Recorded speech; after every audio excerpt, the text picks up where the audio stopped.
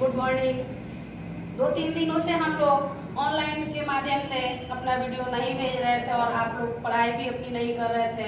और आज हम क्लास 9 का बायो का फर्स्ट चैप्टर जिसका नाम था कोशिका जीवन की मौलिक इकाई, उसमें हमने बहुत सारे प्रश्नों को हल भी किया था और हम लोग कर रहे थे अभ्यास के प्रश्न 3 नंबर तक कंप्लीट हो गए थे। और हमने पिछले वीडियो में बोला भी था कि जो क्वेश्चन नंबर 4 है, यदि गोल्जी उपकरण न हो तो कोशिका के जीवन में क्या होगा, इस क्वेश्चन को हम अगले वीडियो में कराएंगे। तो आइए आज हम इसी क्वेश्चन को कराते हैं कि गोल्जी उपकरण नहीं रहने से हमारे शरीर में या हमारे कोशिका के जीवन में क्या होगा।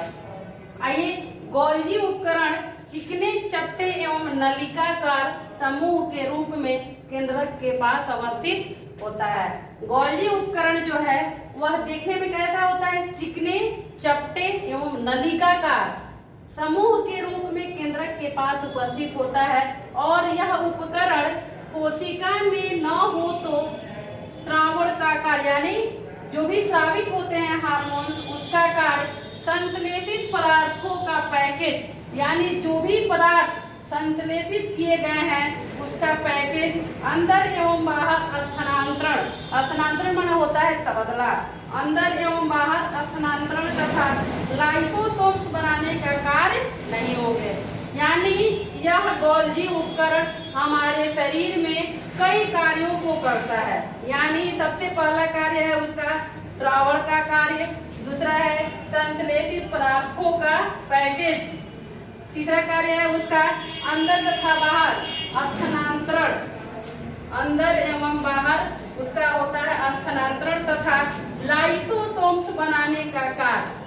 लाइसोसोम्स यानी जो गोल्जी उपकरण है उसका कार्य है कि श्रावण का कार्य, संश्लेषित पदार्थों का पैकेज, अंदर एवं बाहर स्थानांतरण तथा लाइसोसोम्स बनाने का कार्य नहीं होगा। कब नहीं होगा? जब यह उपकरण यानी गोल्जी उपकरण हमारे शरीर नहीं होगा तब। एक और क्वेश्चन है और वह क्वेश्चन है कि कोशिका का कौन सा अंगक बिजली घर है।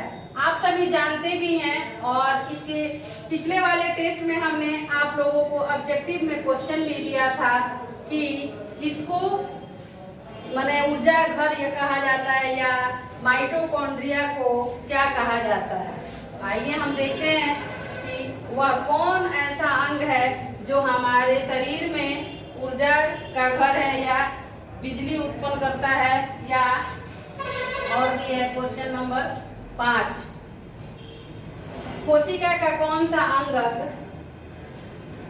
कोशिका का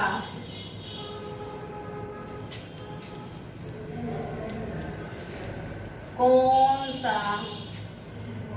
अंगक,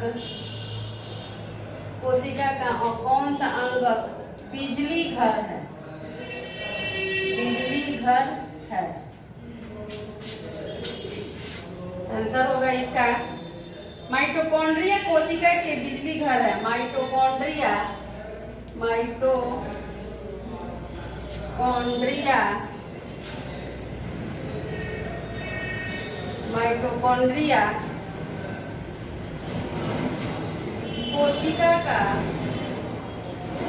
कोशिका का, माइटोकॉन्ड्रिया कोशिका का बिजली घर है, power house of the cell. इसको हम लोग क्या कहते हैं? माइटोकॉन्ड्रिया को कहते हैं power house of the cell. ये दोहरी आवरण से घिरा होता है, ये दोहरे आवरण, आवरण माने होता है कवर, दोहरे माने होता है दो, दोहरे आवरण से घिरा होता है। यह दोहरे आवरण से घिरा होता है और इसमें कोशिका के भोज्य पदार्थों का और इसमें कोशिका के और इसमें कोशिका के भोज्य पदार्थों का, भोज्य पदार्थों का ऑक्सीकरण होता है, भोज्य पदार्थों का ऑक्सीकरण होता है, भोज्य पदार्थों का ऑक्सीकरण होता है तथा ऊर्जा उत्पन्न होती है, तथा ऊर्जा उत्पन्न होती है। भोज्य पदार्थों का ऑक्सीकरण होता है और उसके साथ साथ हमें ऊर्जा भी मिलती है। मुक्त हुई ऊर्जा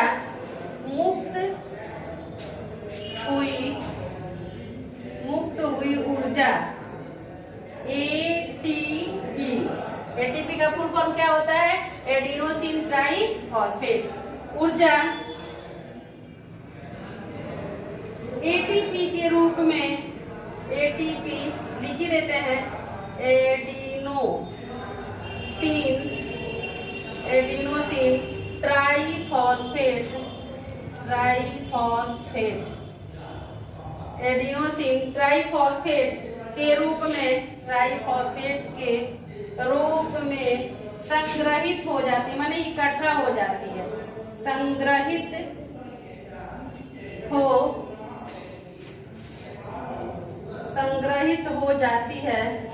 संग्रहित हो जाती है, जो शरीर के विभिन्न कार्यों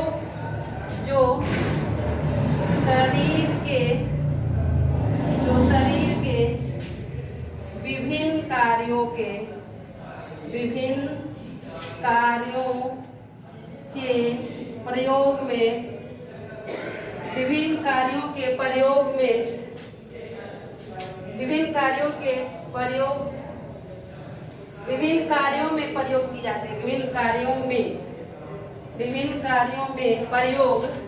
की जाती है, विभिन्न कार्यों में प्रयोग की जाती है।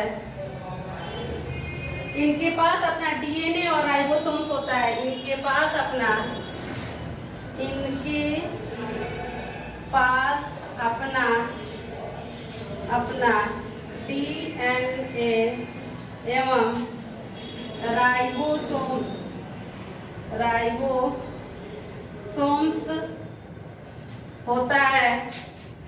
डीएनए एवं राइबोसोम्स होता है, डीएनए एवं राइबोसोम्स होता है, जिससे अपने लिए प्रोटीन का संश्लेषण भी कर सकते हैं, जिससे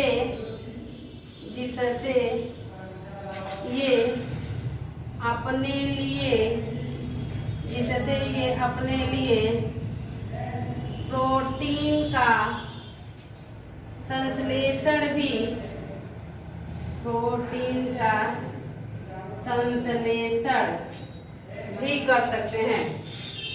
प्रोटीन का संश्लेषण भी कर सकते हैं, देखिए कोशिका का कौन सा अंग बिजली घर, मेरा प्रश्न था। तो हम सभी जानते हैं कि माइटोकॉन्ड्रिया हमारे शरीर में क्या है? बिजली घर का काम करता है, यानी कोशिका का बिजली घर है। इससे हमें ऊर्जा मिलती है और वह ऊर्जा किस रूप में मिलती है? एटीपी के रूप में मिलती है, और एटीपी का फुल फॉर्म होता है एडिनोसिन ट्राइफॉस्फेट। और वह जब ऊर्जा मुक्त हुई मिलती है हमें, तो उस ऊर्जा से शरीर के विभिन्न कार्यों में उस ऊर्जा का क्या किया जाता है? प्रयोग किया जाता है। और यह एक ऐसा अंग है जिसके पास अपना डीएनए एवं राइबोसोम्स भी होता है, और जब डीएनए एवं राइबोसोम्स होता है इसलिए वो क्या करते हैं? प्रोटीन संश्लेषण का कार्य भी कर सकता है। तो इसी के साथ अभ्यास के ये प्रश्न खत्म होते हैं। इसके नेक्स्ट वीडियो में हम आप लोगों को इसके बाद पढ़ाएंगे। तब तक आप घर पर रहिए, सुरक्षित रहिए और अपनी पढ़ाई को करते रहिए। धन्यवाद।